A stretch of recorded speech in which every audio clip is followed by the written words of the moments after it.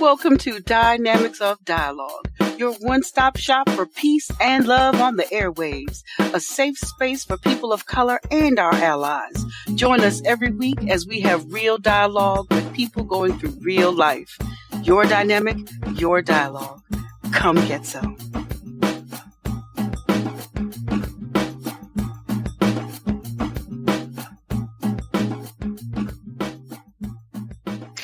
Welcome to Dynamics of Dialogue. This is your host, Ty Davis, and I am talking to the fabulous Dee Wagner today.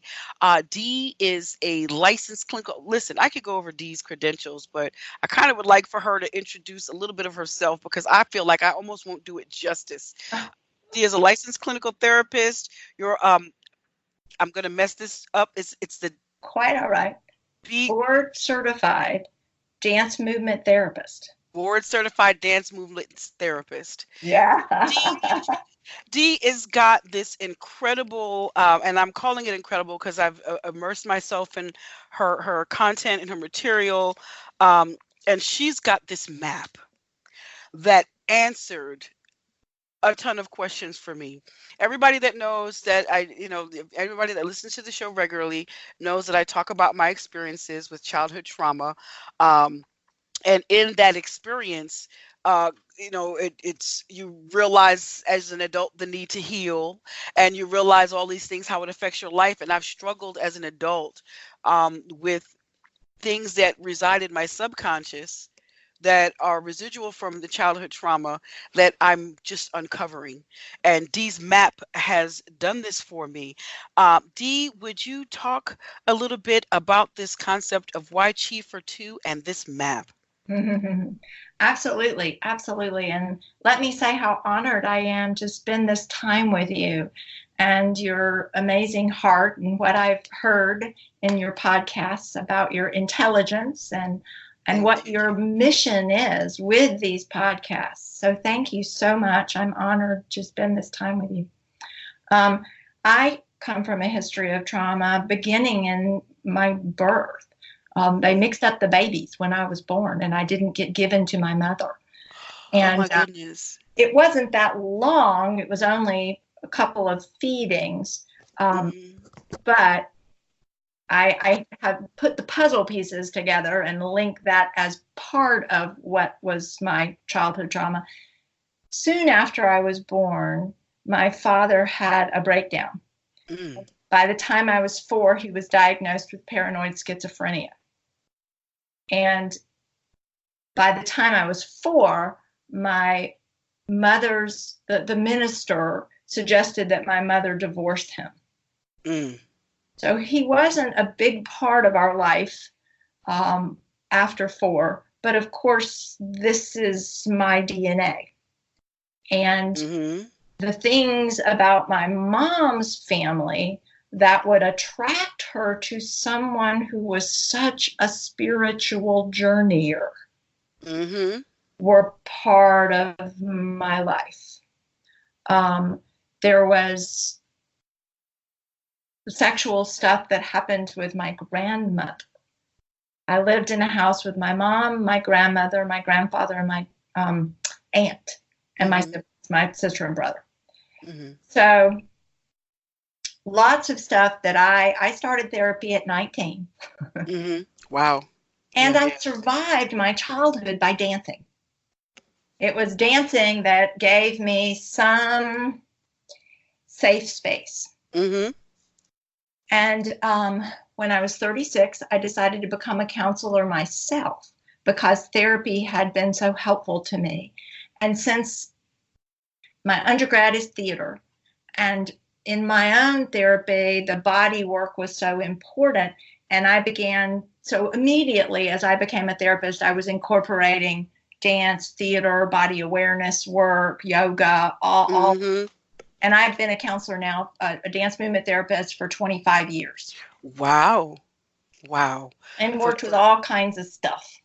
You know, I like that you have incorporated the creativity into the healing. I think that creativity, those of us who are really creators. It seems like we all are connected to some kind of trauma in our past, and I just wrote this in my book. I talk about how we release it, whether it's in musical note or painted art or in pen or brushstroke or whatever have you. We find a way to release it. And for Yes. dancing did the same thing for me. And I noticed that the thing about dancing is that it makes you so aware of your body. As a dancer, right? All the positions, especially if you're studying ballet, you have to be aware of every position, the rond de jambe, the positioning of the foot, your hands, your arms, your neck, everything. You're totally aware of your body. And then you feel your body. Yes. Yes. So I can Yes. see how that would really be therapeutic. So Yes. I'm that dancing, and I see you even now. You're moving. Dancing it helps you still. Yes, absolutely. In fact, Chi for Two, Hmm. which I have created, is the moves that help us have this map that I'm talking about, that help us find what on the map is called our social engagement system biology. So So, let's talk about that social engagement system biology. yeah, so about 7 years ago now, I heard of the work of scientist Stephen Porges. Hmm. His book came out in 2011 that was his studies. It's a kind of a medical read. You got to have a dictionary and look up a lot of words as you try and make your way through it. But Hmm. when I started hearing about his work, it resonated so much that I just kept digging into it and learning about it and explaining it to clients, because it's so revolutionary in how it Yes. what it tells us about our biology. Hmm. So, and then I created my map. So I'm going to show my map, that for people who are going to do this listen to this just auditorily, we will also make the map available. Yes. So we used to think that our nervous system had one column of up and down, that for the activation, which is the sympathetic system, the calming, which is the parasympathetic system, would back off equally. So equal, activation equal, okay, we'll let you activate. It's okay.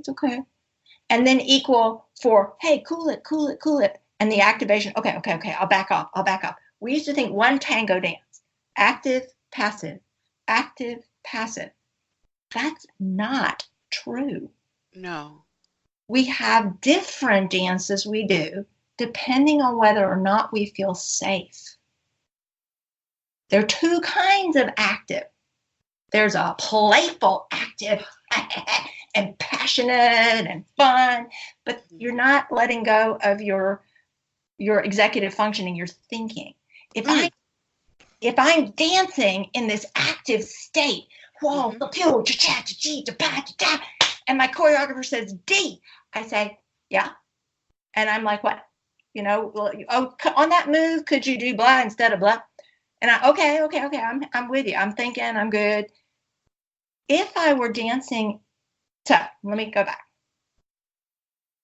If we sense life-threatening danger, Mm.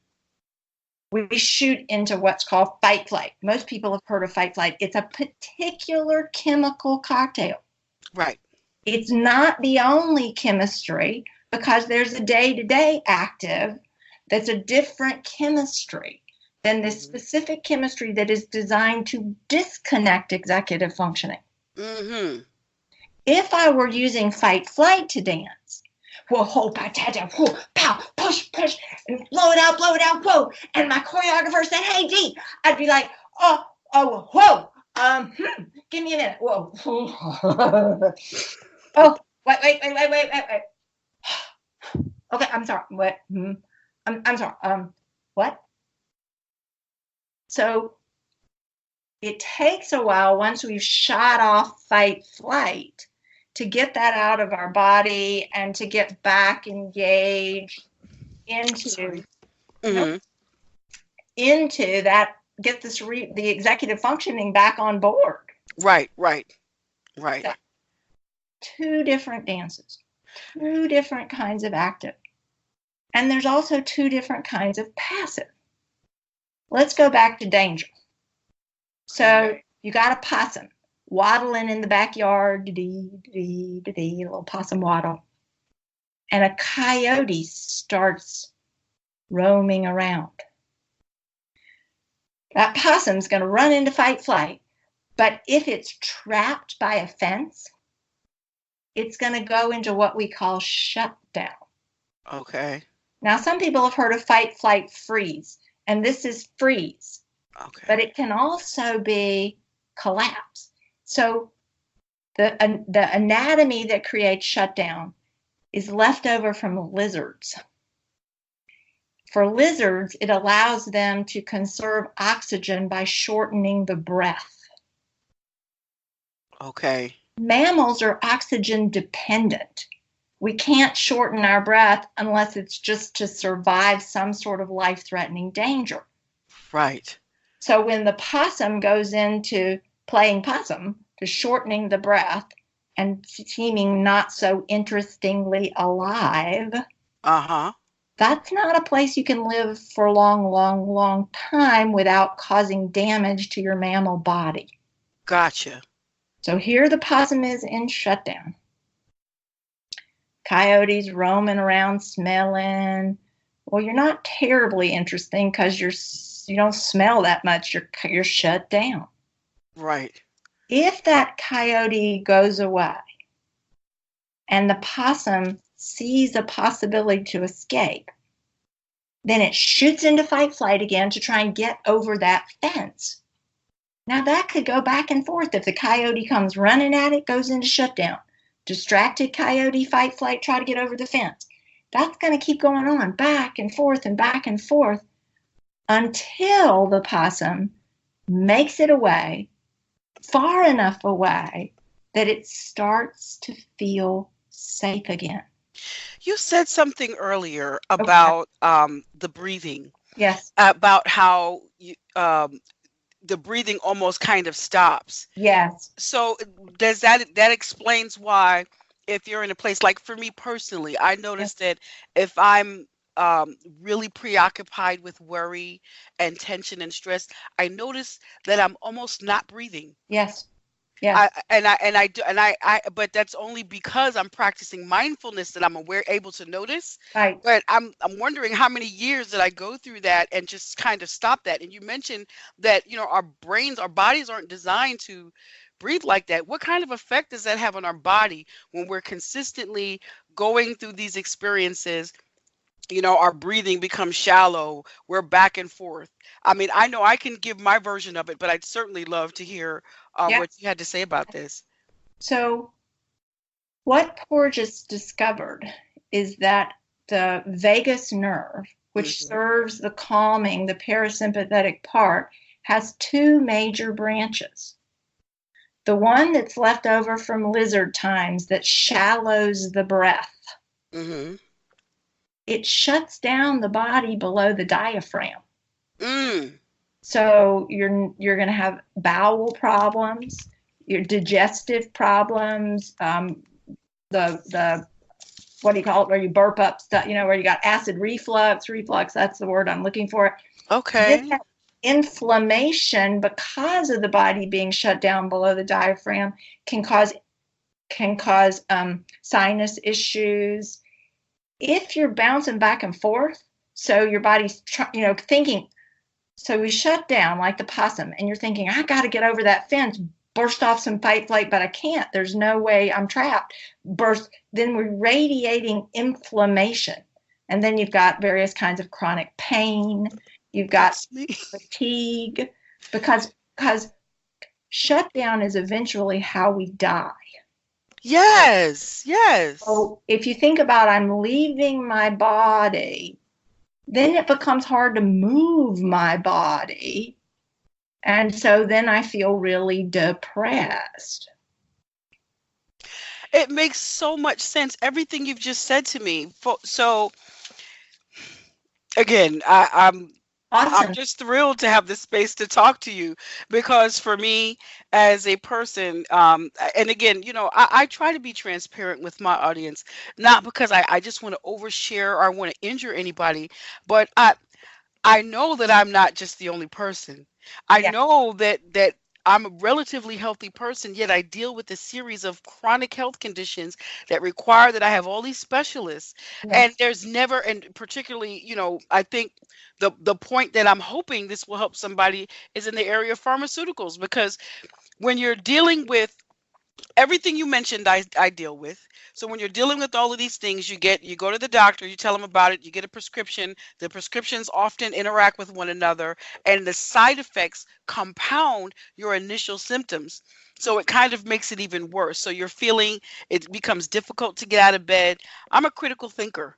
Mm. Um, I worked in IT as an analyst for over 22, 23 years, something like that. And my last role, I worked as a business analyst on a process engineering team. In that, I'm a Six Sigma certified green belt, so that requires critical thinking. And when Yes. your brain shuts down and Yeah. you don't have control over it and you don't know how to Yeah. navigate that, Yeah. that's where this information becomes really helpful. Yes. Very, very, very. So as you are speaking, you're doing this wonderful kind of big nod of your head, yes. Hmm. The front part of the vagus nerve, the branch that stays up above the diaphragm, that's the part that creates what Porges calls our social engagement system. Hmm. So that creates that active state that's playful. The ventral vagus, you can engage and disengage. You see it at a dog park. Hmm. The dogs might be playing super aggressively, but periodically one dog is saying to the other dog, yeah, but this is play, right? You're with me, right? You get it? We're playing, but we're just playing, right? We're playing, Yes, I've right? This is seen it. We're that. good. And Uh-huh. that's why Porges talks of it as our social engagement system. It's a little feedback loop that helps us feel safe. I'm safe to play with you in this big, aggressive way. I check in with you, you let me know. It's something we call co regulation.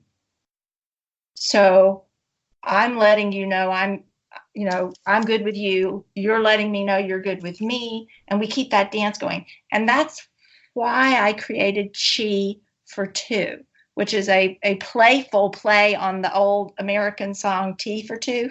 There's a song Tea for Two. Hmm. And so this Chi for Two, it works on those moves, that understanding of how we send the messages to one another, and we create matching dances. Now, when we're babies, this is the work of Judith Kestenberg. She Hmm. studied infant development. She started studying children that were Holocaust survivors.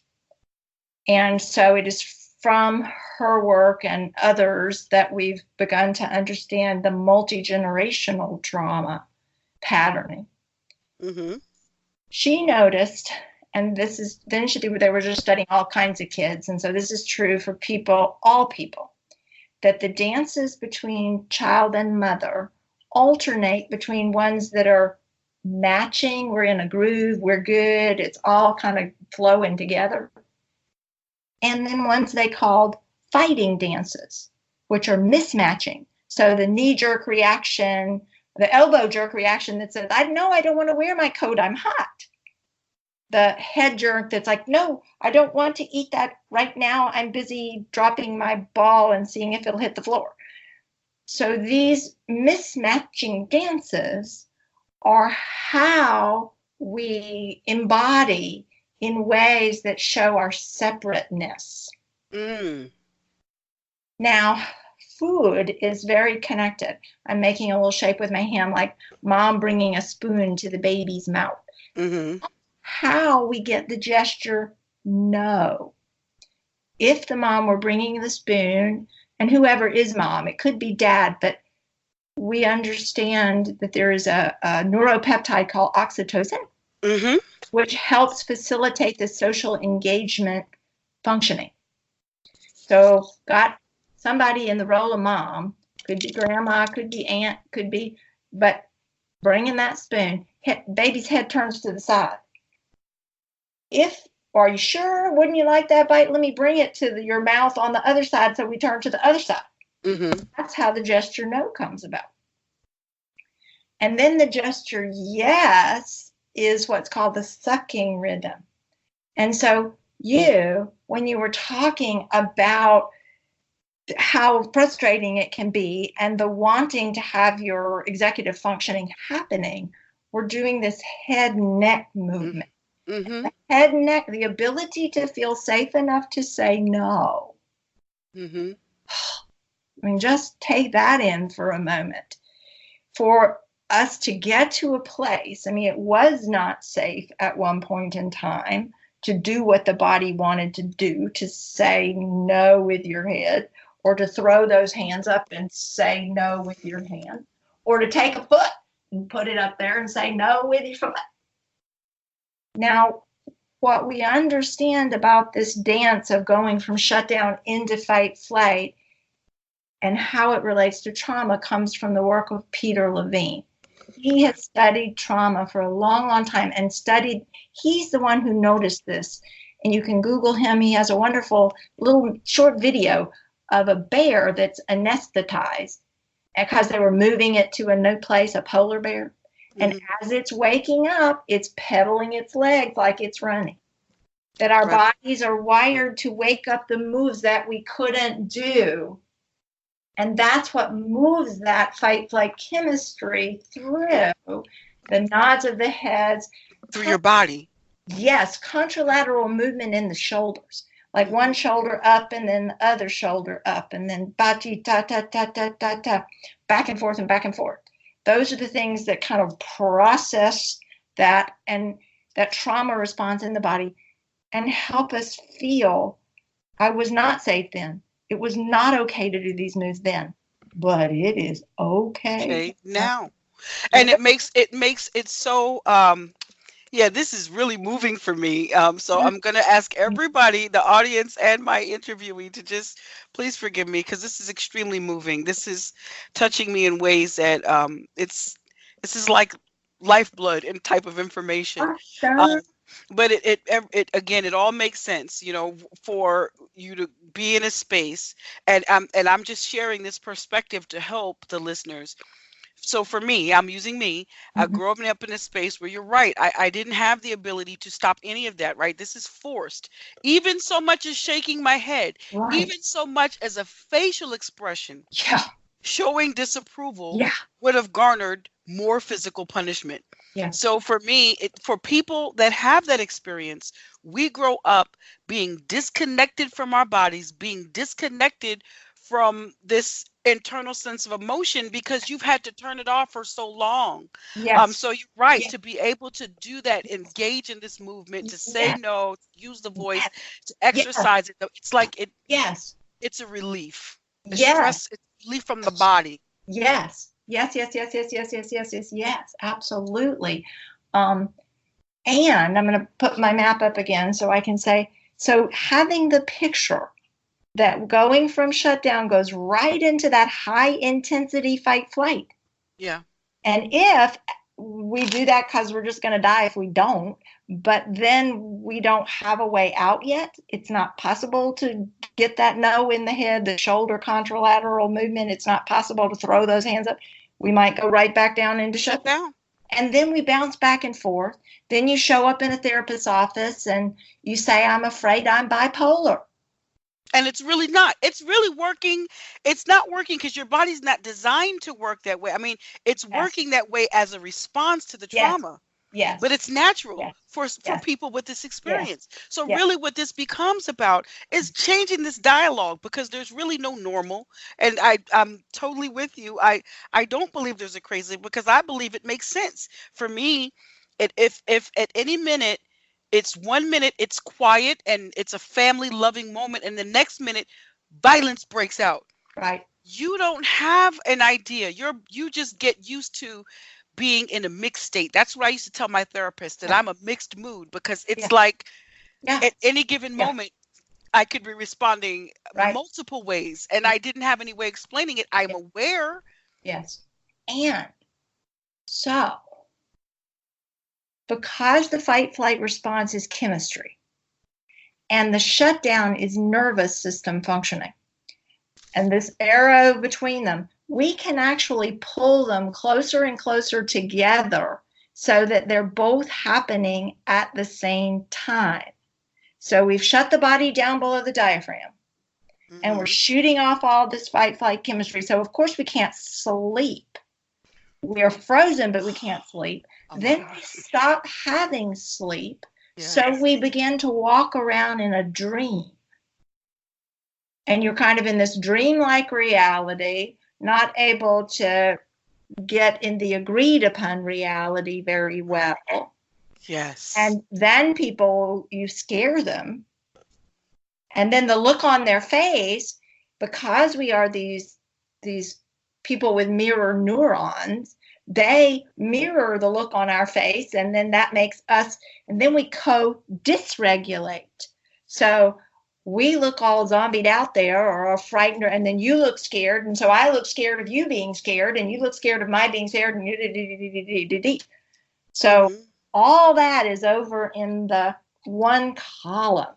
And this one column. Yeah. And then the map shows you we move from fight flight down to the social engagement system. You can't go from shutdown over to social engagement system. The body's wired to have that. I mean, you can make the pop, the wake up from shutdown. But you're not there. Say again what you mean. You're not there. Like if I shut down, like a perfect example is this week. If I'm in a shutdown state and I have a conference to go to tomorrow, it's hard to be fully present when I'm in a shut, because it's like what you said, the state that you're kind of. Yes. So we all have a vagus nerve. So we all have the ventral part of the vagus, which can allow some social engagement system functioning. And then we have this ability to shut down. So one thing I do in the work I do is invite clients to note from moment to moment. Like you can look at the map. What percentage of me is in green? Maybe just 10%. What percentage of me is in yellow? It may be 90%. And then I want to wake up some of that yellow, which is going to involve some of this kind of intense, maybe a flush of hot tears, maybe some using the F word, which is a lot. Absolutely. So one thing I teach people is in animals, like in dogs, you see both these indulging and fighting dances that are ideal mother-child dances that our world has lost. The fighting dances happening with the mother and that being good has been lost, and I'll explain that in a minute.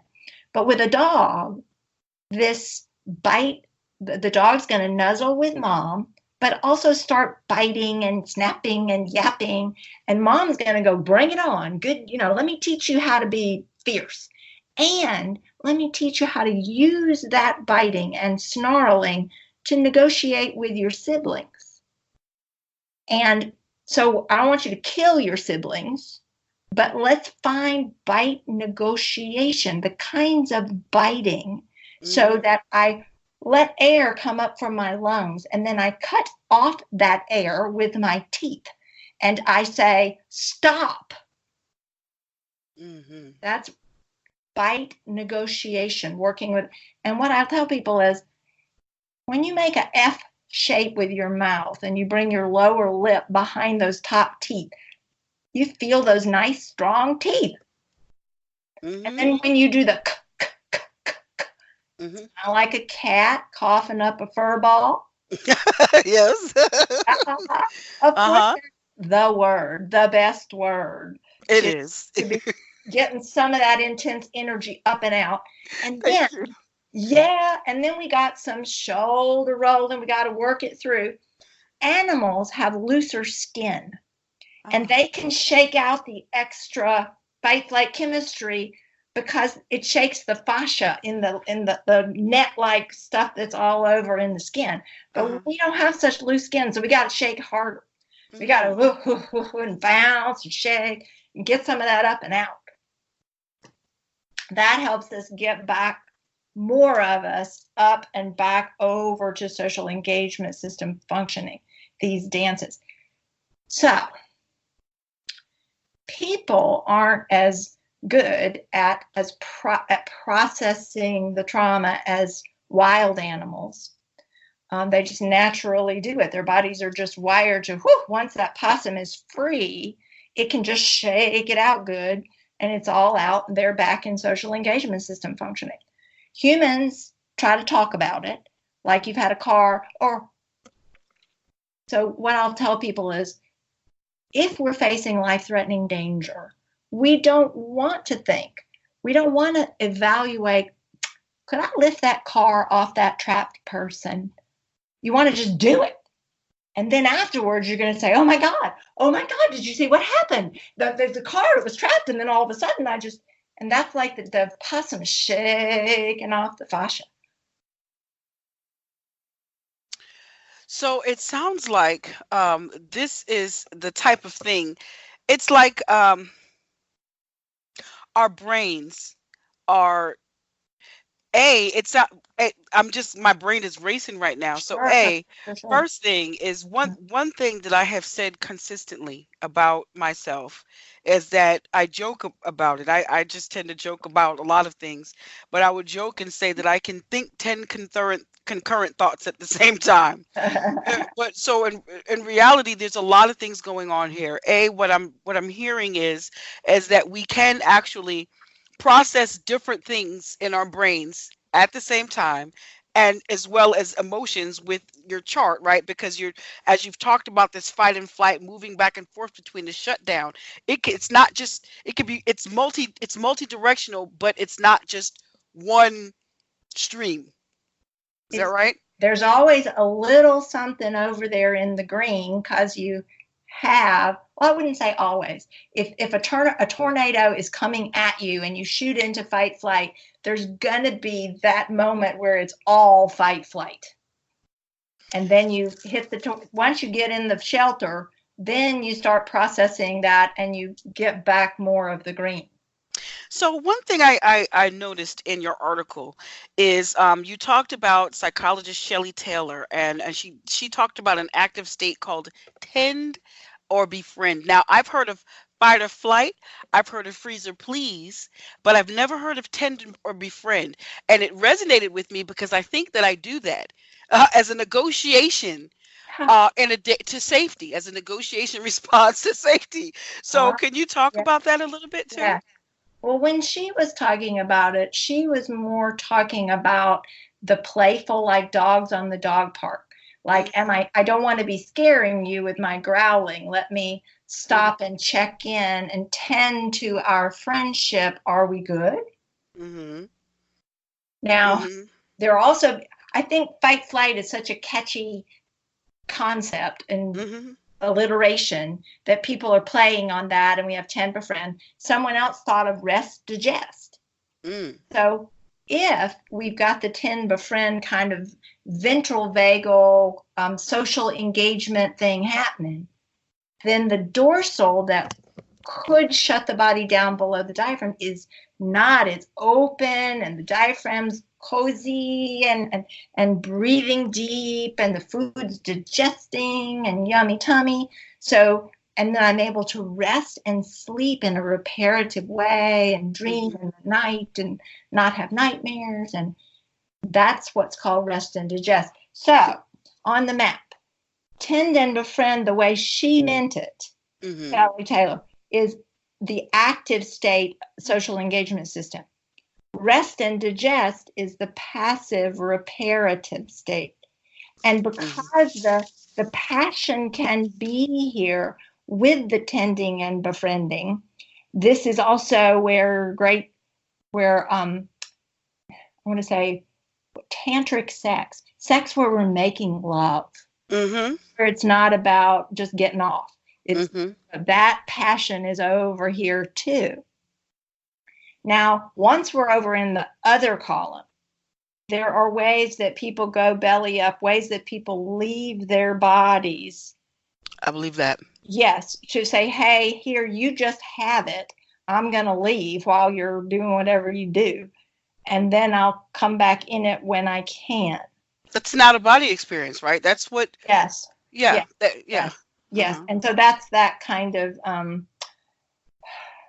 that's, so the baby that does its head jerk reaction. And if the mom then like pops it, like, don't you do that. And so it shuts down. What it's doing is making its dance match what mom can handle. Mm. And when we've got this multi-generational trauma, when we've got possums where there's just been a lot of coyotes, you don't want to enliven your baby. I've said to people, you don't want Yeah. that baby lying in a sunbeam, rolling around, feeling, delighted with itself, because that's just going to attract the coyote. So go ahead. You seem that, did you It, have? it it does, because for me, as I heard you talk and you talk Yeah. about, um, there was a line in here which it just almost made me jump out of my skin here. That excuse me, that talked about how culture um, creates multi-generational patterns. Yes, cultural influence on each two-person dance, pas de deux, creates multi-generational relationship patterns. So as you said that, what I just felt all in my spirit was, I think about, for and there's plenty of marginalized communities in America, but I'm thinking about my experience in the Black and African American, in the multi-generational African American community. And I make that distinction because there's a difference between the multi-generational African Americans and immigrant African Americans, because they even have to come here and understand that our experience inside this country is different. So when you talked about those responses and this dance with the mother and child, it makes me think about this conditioning that Yes. most African American, most of us receive about this danger, this Yes. coyote. And the Yes. coyote is the police, it's every authority figure, it's everything. Yes. Yes. And it's, Yes. Absolutely. And so there is this sense of, to the possums, do not be so alive. yes. Terrified, your aliveness is going to attract the coyote. Right, but then imagine, how do you function that way your entire life growing up, and how do you live that way as an adult with this programming stuck in your head Yes. to not Yes. feel and to Yes. not come alive, Yes. you And know? the answer to that question is, in the, this is, I'm going to try and say, it's in the marginalized cultures, in Mhm. order to survive, there's been a creation of some pockets of safe space Mm. where things can get processed, where we can sing and do those contralateral moves, and we can rattle our bones. Mhm. We can do some head nodding stuff that can get some head shaking stuff. Well, look at rap. Because I'm going to take Yes. that bite and snap and gonna put it out there. It's gonna be the flow of the voice with the bite and snap. And then when we do it, we're gonna rhyme. Yes. We're gonna take that. We're gonna use ta beep ta ta ta ta tap Right. jazz. We're Mhm. gonna ta, and that's gonna help us work some of that on through. It does. That's exactly, I do listen to rap music. My son is an artist, and that's exactly what it does for me. It's between the music, Yeah. the powerful, and it's not just rap, because even like classical does it for me. Certain kinds of rock music do it for me, but that it helps generate this release. It like resonates and helps move the feeling through my body. And the Yeah. rap itself, the lyrics are an expression. And I think about one in particular, Kendrick Lamar. His seems to be his lyrics talking about, when you take all of that, the movement, the breath, all of that, and then you put it with the lyrics that's actually expressing this space of depression, and substance abuse and the challenges and feeling lost, it becomes this place of freedom where you just get totally immersed into this sound that Yeah. encapsulates everything. Yeah, and I hear you talking about something that I feel is so important. So, when oppressed cultures are beginning to have more safety, now not safe, we still got the family of possums in the backyard, and instead of 10 coyotes, it's one. And it's getting a little more likely that somebody could make it over the fence. Well, let's go back. When there were 10 coyotes and the whole family's in shutdown, the possums playing possum, one thing they might do is a kind of shutdown that's a little more tolerable. Let's just hum a little bit and let's think about the future. Let's think about many generations from now, it's going to be different and there won't be so many coyotes. Let's just kind of bask in a living for someday. Someday we shall overcome that fence. Not today. Got too many coyotes, but someday. Now, as we get closer to that someday, there is more stirring of the fight flight to say, I think we could do it now. I think we could get over that fence. Is it time? Could we do it? Could we go? And some people do, some people get over, some people don't. Some people, the coyotes get them. But that kind of cultural starting to be safe creates a lot of anxiety. It does. It does. It just the act.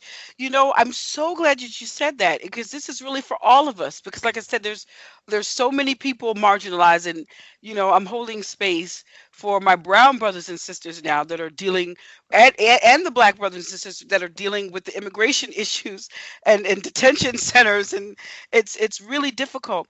But when you try just the act of creating a safe space as a Black person is challenged. Hell yeah. It's why does it have to be black? What's so threatening? Why does it have to be this? That's exactly why I created my website the way I did. Boasso Black Media. It is a safe space, but I gave it a black identity because I'm black. Because what happens is that people become threatened by our color, our image, anything, any expression of our culture. Yes. And then it becomes a place of, I can't go there.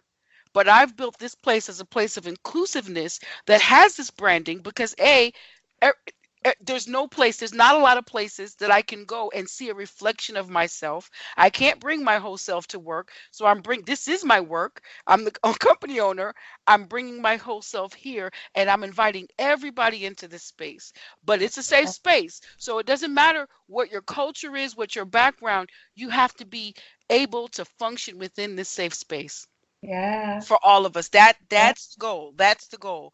And I'm so glad you talked about that. Safe spaces are critical even for the mental rejuvenation in order to just feel like you can continue to thrive, So let me clarify that when we're in shutdown, and we transcend. We use a spiritual practice like people use meditation. There are meditations that are about awareness of the body that you were describing earlier. Like I'm noticing my breath is getting shallow, and that's probably why I'm getting anxious. Let me kind of, wake myself up. Do some contralateral movement. Let me kind of mind expansive, wake up. And then there's the meditations that are more leave the body, transcend. Those were survival modes for cultures for whom upward mobility was not going to happen yet. So if a person's in shutdown and they say do a certain kind of breath work that slows the body down even more, that can trigger a trauma response because it's like I'm already close to death as it is, and I'm trying to meditate, and I'm kind of feeling like I'm leaving my body, and I'm fuck this shit. I'm tired of leaving my body. Do not tell me to relax my fucking feet. I hate that. Thank you. Yeah, I like fuck this shit. yeah, absolutely. The fuck up about relaxing, god damn it.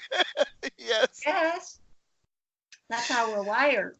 Yes, it is. Yes, it is. See? Yeah, I can see because I feel that, in my Yeah, body. Yeah, yeah, that sense of yeah. relief. Somebody says, well, first of all, when somebody says something like, take a deep breath, and you want to say, fuck you, and fuck you for telling me what to do. I will do whatever the hell I want to do because I am safe now and I can choose what happens to my body in my energy sphere. And it makes sense to me now why that really is such a higher functioning. It used to be lots of people would say, you use those words, it's a sign of lack of intelligence. But it's actually, to me, it's almost like evolution to be Yes, able to come from a place where you don't have the ability to say, to put up a stop, to say no, to use your words, to use your yes, voice, that it's. And yes, you're right, the yes, sound of it. It's almost yes, even like how you, as you make the F sound, when you yeah. talk about how you feel your teeth, it makes you feel fierce Mhm. and powerful and ferocious. Yes, yes. Yes, And yeah. you're doing these wonderful gestures with your hands. Yes. This is, in Schieffer too, it's a lot about handling our energy Hmm. and the energetic dance in the relationship. So getting our hands up there, which is another set of teeth, up. Hmm. Now, Hmm. this takes us to a topic that I think is important. So these fight the mother animal, mother teaches bite regulation, that's a luxury for a marginalized culture. Again, I don't want to teach you how to have your most independent, well functioning, differentiated self, bright, shiny. You can manage your energy and manage your relationships. Because again, you're light, you're bright, and the Hmm. coyote's going to catch you. So they're not doing that. Somewhere way back, the dominant cultures Yes. that began to think the solution is high levels of testosterone, therefore people with penises, Yeah, I was reading that. because, because they can do a quick fix. They Yes. can just kill somebody. Well, there you go, all solved, problem solved. Yes. Short term. Yes. So Yes. in the dominant culture, when men were given, I mean, again, I could imagine that happened in hunter gatherer times, because if we need the buffalo, we need the big game for the bones and the skin and the meat and everything. And the high levels of fight flight make them go quickly into, the high levels of testosterone make them Hmm. shoot quickly into fight flight. So they're good hunters. Maybe that's why men started being the leaders. Yes. But I was reading. somewhere, yeah, well, and then let's keep going. So once the people who are gatherers, which are probably the people with higher levels of oxytocin, that mothering hormone, because it Hmm. makes us patient and curious. You get oxytocin when you pet a dog, you get oxytocin in nature. There was probably one of those people, so therefore, probably someone with a vagina, that said, this little thing here, this seed, if we plant it, we could just stay here. We wouldn't have to travel all around. In fact, if we took smaller animals instead of buffalo, like chickens, we Hmm. could just stay right here. Hmm.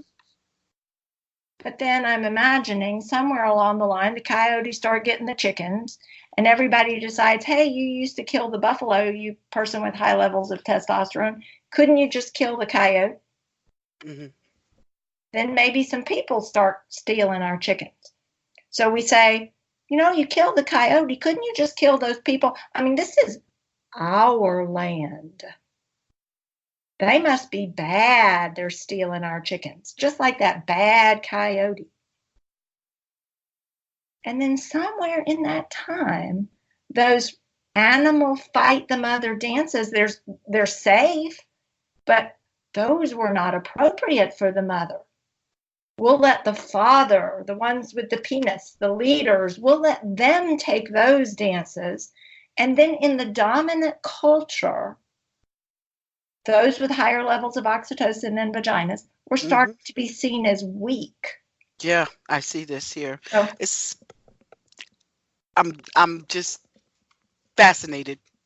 well, and so where I'm getting to is this: don't you talk to your mother that way. Mm-hmm. Put underground this natural animal urge to fight the mother. So this feeling of, I just want to control and bite and attack someone that smells like oxytocin, got moved on to lovers. So this anger and wish to control, belittle, harm women is this old biology, I believe, this old biology of fight the mother, this baby wanting to control my mother, that stupid mother, because she won't do this and won't do that. And it becomes vicious. And so now the biting and the snapping of the wrapping might be about hurting women. Just a thought. Well, listen, it all, this, the material of yours that I have consumed, this is an entire show. You really need your own podcast. We gotta get you a podcast. That's what we have to do next, Dee. Because this is, it's in the document that you sent me. The way Dee framed it here was, this insight. I'm so deeply moved, and I'm amazed by this insight. She says here, technology and current economic systems are pushing all of us into trauma response. If that isn't the truth, I don't know what is. More and more people struggle with anxious feelings and feeling difficulty focusing. Black Lives Matter, exploration of LGBTQ rights, and Me Too are encouraging movement towards social justice. New nervous system science helps us better understand, and manage our nerves. And you go on to talk about the solution for nervous system dysfunction. And everything that you have discussed in this entire interview has really it's really not, I don't want to call it an interview, because this is really you just dumping all of this amazing knowledge about this nervous system dysfunction that I think people just really need to hear. I want to, before we wrap it up, Yeah. I want to ask you, Dee, I've asked you about your why. I'd like to find out if from you, if somebody that is listening to this program that doesn't have, they haven't done a lot of reading about energy and trauma and all these responses, where would you suggest that somebody that wants to, that's experiencing these things and wants to improve or find some relief, how would you suggest they even get started? Beautiful question. Before I answer that question, I just want to name how much I enjoyed when you were talking about sort of the wrapping up and what all we've covered. And you were talking about discussing and da-da-da, and you were doing those dances. Yeah, I wanted to say that. Yes, I do. So Peter Levine, who is the trauma expert, who was the one who really taught about how we come out of shutdown by going into fight flight. Mm-hmm. And so this big, intense feeling, you're not crazy. That's just how the body works. Right. He wrote a book a long time ago. He's written many books, and he's got some good him podcasts about trauma. Not podcasts, but just like him reading his books or talking online. So if you Google Peter Levine, you can find some of his work. His first book, Waking the Tiger, is a beautiful book. I think it's a lovely place to begin. Okay. And so what about you? What about if someone decided, you know what, this lady is amazing. She said so many things that I would love to book an appointment with her. I would love to find out how, how can I get in touch with Dee, and how can I absorb what she does? How would someone go about doing that? Well, I have a website. So I am doing some nervous system based expressive arts classes at Harbor of Dreams Art in Clarkson. And so it's a chance to be creative and to move your body. And then I also do private work there. And so they could contact me on the website, harborofdreamsart.com. Okay. Wow. That is awesome. I've been overwhelmed, and this is good overwhelmed with excitement since the beginning of this interview. So I want to ask you, if you know, before we go, I'd like to ask you, do you have any words that you'd like to leave with the audience? Any parting words? That they are so smart to be connecting with you and listening to what you are creating. It is beautiful, and the pieces you pull together are a tapestry that is so right. So feel good about themselves that they have reached out, and they should continue listening to your podcasts. Thank you. Well, I've got to make sure I have you back. I definitely have to have you back. This is just a fascinating information. And I think if people just sat down and took a listen, this would certainly change things for a lot of people. So listen, I want to thank you again, Dee, for coming and spending this time with me today for this interview. I feel extremely honored, and I'm hoping that everybody gets your message.